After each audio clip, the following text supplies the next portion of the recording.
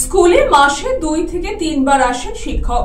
খাতা কলমে 5 জন ছাত্র, কিন্তু দেখা মেলে 1 থেকে 2 জনের। স্কুল বন্ধের মুখে আশঙ্কা এলাকাবাসীদের। আজব স্কুলের দেখা মিলল দক্ষিণ 24 পরগনা জেলার মথুরাপুর 2 নম্বর ব্লকে। খাতা কলমে 5 জন ছাত্র থাকলেও মাঝে মধ্যে 1 থেকে 2 জন স্কুলে আসে। একজন মাত্র শিক্ষক নানান অজুহাতে মাসে 2 থেকে 3 দিন স্কুলে আসে বলে দাবি এলাকাবাসীর। তবে প্রধান শিক্ষকের দাবি তার বিরুদ্ধে অভিযোগ ভিত্তিহীন। অফিসে কাজ থাকায় মাঝে 2-1 দিন আসেন না, প্রতিদিন স্কুলে আসেন। উল্লেখ্য 2011 সালে কয়েকজন ছাত্রছাত্রী এবং কিছু শিক্ষক নিয়ে স্থাপিত হয়েছিল পূর্ব জয়কৃষ্ণপুর জুনিয়র হাই স্কুল। প্রত্যন্ত সুন্দরবন এলাকায় এই স্কুলটি স্থাপিত হওয়ার পরে শিক্ষার মান বেড়েছিল এলাকার বাসিন্দাদের। তারপর 2013 সাল থেকে একটি শিক্ষক নিয়ে চলছে Purba Joykrishnapur junior high school.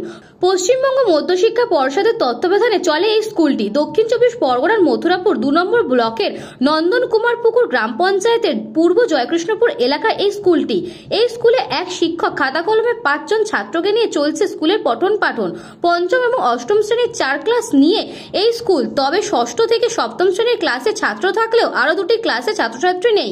6ষ্ঠ শ্রেণীতে একটি ছাত্র এবং 7ম শ্রেণীতে 4টি ছাত্র নিয়ে চলছে এই স্কুলের পঠন পাঠন। স্থানীয় এক বাসিন্দা অতুল গায়েন বলেন, স্কুলে একটি শিক্ষক দিয়ে কিভাবে চলবে? তাছাড়া প্রতিদিন এই শিক্ষক স্কুলে আসে না, কিভাবে চলবে এই স্কুল?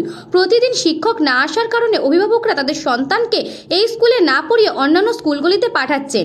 সেই কারণে পূর্ব জয়কৃষ্ণপুর জুনিয়র হাই স্কুলটি এখন বন্ধের মুখে। না, মাস্টারমশাই প্রতিদিন আসে না, তবে বর্তমান মাসে 1 বার কিংবা 3 থেকে 4 বার এরকম আসে। আমরা পাশের বাড়ি লোক, আমরা বলি, জিজ্ঞাসা করি যে স্যার আপনি আসেন না প্রতিদিন, বাচ্চা কি করে থাকবে?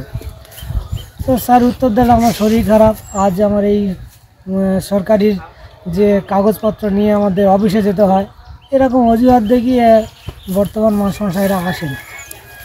যাই হোক, যে সময় এখানে স্কুল চালু ছিলেন এককালীন 50-এর ওপরে বাচ্চা ছিলেন। বর্তমান মাস্টারমশাইয়ের ব্যবহার কিংবা মাস্টারমশাইয়ের আসা যাওয়া শিক্ষার দানে যে গতিবেগে দেখে গার্জেনরা এখান থেকে বাচ্চারা নিয়ে চলে যায়, অন্য স্কুলে ভর্তি করে দেয়। ওই স্কুলের ভারপ্রাপ্ত শিক্ষক কালীপদ মণ্ডল বলেন, স্থানীয়দের এই অভিযোগ ভিত্তিহীন। আমি প্রতিদিন স্কুলে আসি। তাছাড়া বলেন, আমাদের স্কুল শিক্ষকের অভাব বন্ধ হতে চলেছে। নানান সরকারি দফতরে জানিয়ে কোনো সুরাহা হয়নি। শিক্ষক নিয়োগ না হওয়ার কারণে এই স্কুলে ছাত্রছাত্রী পাঠাচ্ছেন না অভিভাবকরা। এই স্কুলে শিক্ষক নিয়োগের দাবি তোলেন তিনি। অ্যাকচুয়ালি আমাদের ছাত্রছাত্রীর সংখ্যা, আমি জয়েন করেছি 2013 সালের ডিসেম্বর মাসে। সেদিন থেকে কোনো শিক্ষক নেই, আমি ছাড়া কোনো শিক্ষক নেই। এবং আমাকে তো সে বিভিন্ন অফিসিয়াল কাজ করতে হয়, এবারে স্কুলটাও দেখভাল করছি। তারপরে ছাত্রছাত্রীর সংখ্যা কমে গেছে, টিচার নেই বলে, যে উপযুক্ত সংখ্যা, এখানে 3টে পোস্ট আছে, কিন্তু সরকারের কাছে জানিয়েও কোনো লাভ হয়নি। টিচারও দেয়নি, এসএসসিকে জানিয়েছি, এডিআই অফিসে জানিয়েছি, ডিআইকে জানিয়েছি, কিন্তু তা সত্ত্বেও এখানে কোনো সুরাও হয়নি বা টিচারও আসেনি। এই পরিস্থিতিতে একা আছি এবং গার্জেনরা বলছে আপনি একা, ওই জন্য আমাদের ছাত্রছাত্রী দেওয়া সম্ভব না। এরকম পরিস্থিতিতে স্কুলটা চলছে মোটামুটি। না, আমি তো আসি, প্রত্যেক দিনই আসি স্কুলে। এসব যারা গার্জেনরা বলেছে, এসব তাদের ব্যক্তিগত কিছু হয়তো আক্রোশ আছে হয়তো, তারপরে ওই জন্য বলছে, কিন্তু আমি তো প্রত্যেকদিনই স্কুলে আসি।